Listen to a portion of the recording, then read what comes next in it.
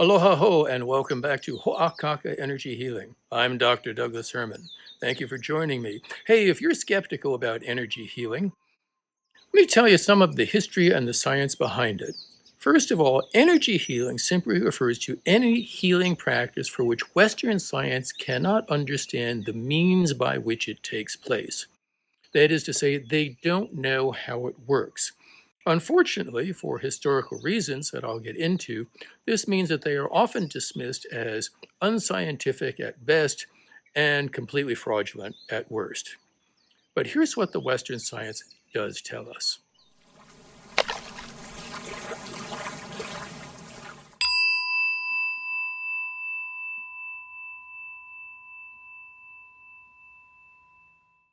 You're undoubtedly familiar with Einstein's equation E equals mc squared. What this means is that energy, the E, and mass, the m, are two versions of the same thing. Particles are solid objects and waves are energy. They behave in very different ways. But objects at the subatomic level sometimes behave as particles and sometimes behave as waves, depending on how they are measured. This wave-particle duality is a foundational concept in quantum mechanics. In other words, you can look at the world in terms of solid objects or as manifestations of energy. Non-Western traditions have held this view all along. It's fundamental in Buddhism, Hinduism, Taoism, and Shinto, among others. Taoist sages in ancient China watched as every spring myriad life forms emerged and walked the earth or flew the skies, swam the waters, only to die away with winter and then return again in the spring. Where does all this life come from? Where does it go? They called it the Tao, the invisible source of all being. Indigenous traditions around the world understand that human society is embedded within the larger web of life, and behind this manifest reality is the unmanifest, that these are two sides of the same coin. If you're having trouble with the notion of the unmanifest, ask yourself this: where were you before you were conceived? You were unmanifest. Where do you go when you die? You become unmanifest. But your life force energy comes from somewhere and goes somewhere. It can't be destroyed.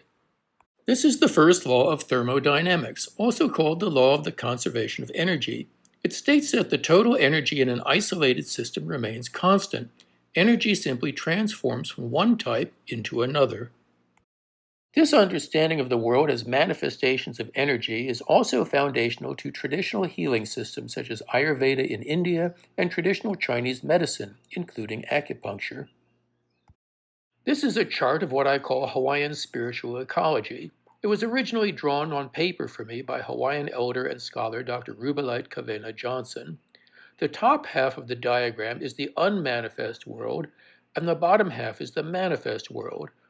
All those arrows show the flow of energies and entities across the boundary between these two. Shamanism is a phenomenon found all over the planet, which involves a person connecting with the unmanifest world to bring healing into the manifest world.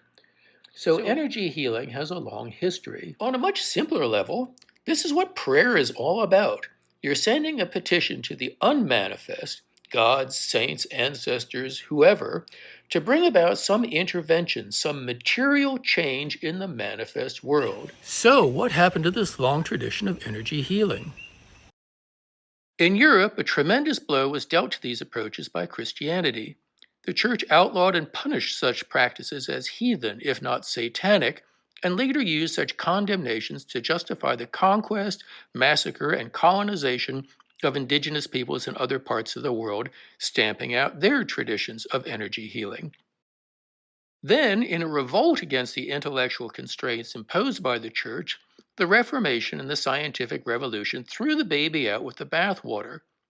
Anything that could not be proved with the scientific tools and theories of Western science of the day was dismissed as not scientific, meaning it had no basis in reality. If any of these traditional methods appeared to be effective, that was simply written off as being the result of hypnosis or the placebo effect. This knee-jerk reaction against anything that cannot be theorized or proven with Western science persists.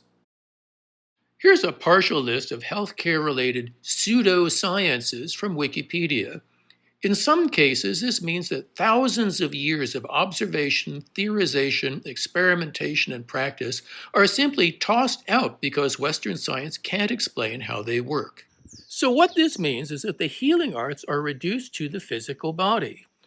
Now, science can't deal with consciousness. We could take you apart, we could dissect your entire body, but we're never going to find the you that makes you you. Consciousness can't be measured. Sure, we can measure electronic activity in the brain, but that's not the same thing as consciousness. So we end up looking purely at the physical body for manifesting health. So it's like looking at the car, but not the driver. And this is sometimes referred to as mechanistic science for this very reason. It's treating the body as a machine. Now, in Eastern medicine and indigenous traditions, it's generally the other way around. What's going on in your emotional life and your broader life circumstances are intimately linked to what's happening with your physical health. In Ayurveda, the mind and body are intrinsically connected, and emotions are viewed as psychological forces that dictate overall well being. Unprocessed emotions are considered the root cause of illness. In traditional Chinese medicine, emotions are the physical movement of qi energy and are intricately linked to specific internal organs. When emotions become excessive or stagnant, they disrupt organ function and directly cause physical illness. These days, Western medicine grudgingly admits that emotions, stress for example, can actually, not necessarily cause disease, but can exacerbate underlying conditions to make your health worse. Peptic ulcers is a classic example. Students getting sick during exam week is another example.